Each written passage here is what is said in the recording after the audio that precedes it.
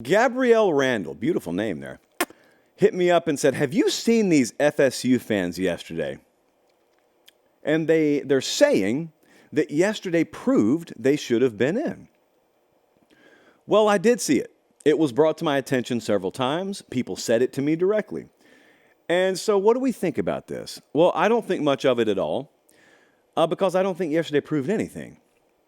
So my point is, I don't think that the playoff or bowl results matter at all within the context of how the bowls should have been seeded or the playoffs should have been seeded. Now, I can say this authoritatively, or confidently at least, because I already said this. For years I've said this, and I'll say it again, just like I said it last week, and 2 weeks ago and 3 weeks ago. What happened, happened. You either think it was right or wrong. When Selection Sunday came around and that Bama logo flashed and that Florida State logo wasn't there, you either think it was right or it was wrong. And I'm cool with it either way because I was on the fence either way, and I walked you through my logic, and you can agree with it or disagree with it. But afterwards, I don't care. 63-3, I don't care if Florida State got drugged in the bowl game. That didn't change my mind. Bama makes it last night but loses. Milroe barely throws for 100 yards. I don't care. It doesn't prove anything about who should or shouldn't have been in. If Florida State should have been in, they should have been in if Bama won by 50 last night or lost by 50 last night, and vice versa. Whenever people do this stuff, whenever they try and retrofit the selection process to meet what ended up happening in bowls and playoffs, to me it's like if I were to interview you for a job, Bradley walks in and he sits down and he gives me his resume and I check his references and we walk him through a tryout or two and he performs admirably enough. I hire Bradley. Okay, if Bradley goes and blows a car up in the parking lot 3 weeks into his tenure here, and Jesse walks in and says, see, I told you shouldn't have hired him. That's proof you shouldn't have hired him. Well, if it said on that resume, I'm going to go blow a car up in 3 weeks, I wouldn't have hired him. The point is, you can't make your informed decision without that information. You quite literally don't know what's going to happen. Playoffs and bowls are seeded or selected based on criteria that includes resume up to that point. It's not seeded based on a crystal ball. You don't know what's going to happen. So like I said, if you think FSU should have been in, you should have thought it 3 weeks ago. A lot of you did. Okay. But who in the world has their mind changed? The answer is nobody. People who thought FSU should have been in conveniently used yesterday to say, see, I told you they should have been in. And that same crowd was dead silent when they got body bagged by Georgia. Why? Because that result doesn't matter. That's not indicative of the season that we put together. You were right when you said that. But you'd also be right to keep your mouth shut when you talk about how Bama struggled yesterday and how much better you would have done. Like, what in the world are we doing? We're not doing anything. We didn't say that because I didn't participate in it because it's laughable. I will tell you this. So a lot of folks run around and talk about who would and wouldn't be favored. I do that, but I do it in power rankings or power ratings, and I tell you they're not rankings. So I'm exempt from the point I'm about to make. I just want the credit. I don't want the blame. I got a lot of folks out there who say, I'm tired of hearing who would be favored and who wouldn't be favored. There was a tweet out earlier today. Someone asked, would Georgia be favored over Michigan or Washington? Well, yeah, they would. And yeah, it doesn't matter because they're not in the playoff. Nor should they be in the playoff. I don't think they should be in the playoff.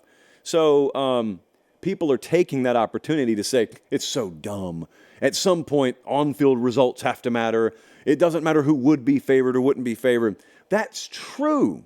That's true. But to me, talking about whose quarterback would throw for more yards if they were in a playoff game is dumber than talking about who'd be favored in the game. You got even less skill in knowing the first thing than the second thing. At least I do know who would be favored. I could hit FanDuel up right now and ask them to just pump out any hypothetical line I wanted. In fact, that may be a pretty good exercise for us next year. But Brock Glenn would have thrown for more yards than Milroe. Okay. Well, what if he was down 27-10 while he was doing it? Like, who in the world cares? The other part of this, and this is just my take on the Florida State thing, is I really wish folks would shut up about it. Now, half of you already hate me, so I'll just shoot you straight. No one cares anymore. From the national side of things, like from outside your gates, No one cares anymore. I am telling you like it is.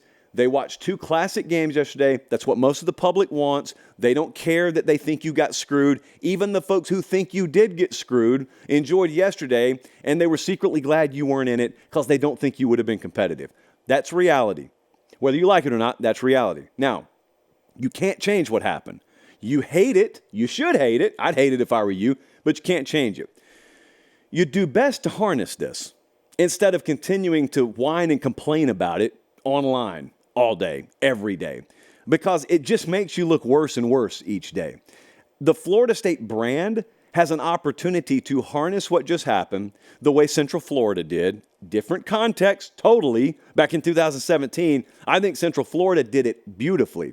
I think Florida State had reason for about a week to just have free reign to say whatever they wanted to. But man, it's gotten old. It has really gotten old.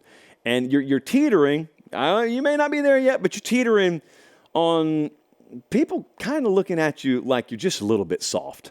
Don't be soft. Be hardened by it. Don't be soft. Florida State will be fine, man. They'll be in the conversation every year because Mike Norvell's the real deal. I will say this. They showed up and played that game and got blown out, and there were folks who seriously thought they wouldn't show up. And I don't know how much consideration was given to that. I'd be fascinated to know whether that was seriously talked about internally, because it did that program no favors to show up and have done to them what was done to them by Georgia. But they're recruiting well. They're fine. They went and got DJ Uiagalelei out of the portal, by the way. We're going to talk about that in a second. They'll be fine. I'm just talking about Florida State fans.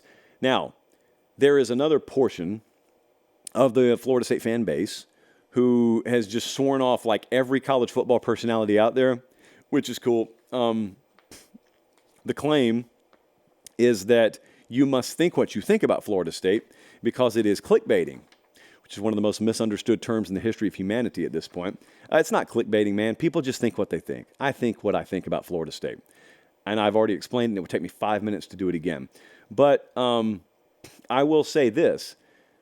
I would probably, Jesse, I would say 97%, 95 to more than 95% of the behind-the-scenes interactions that we get from FSU folks are either I agree with you or I disagree with you but respect the take or whatever. There's just a few like nameless, faceless people on Twitter who are very, very vocal, and I'm fine. I see through all that. I get that. And I get message boards don't reflect the entire fan base, and I get all that too. I will just say, though, that even for the minority, understand, for better or for worse, the public judges a fan base based on that vocal minority. So take heed. Take headed of. Heed. Head these words.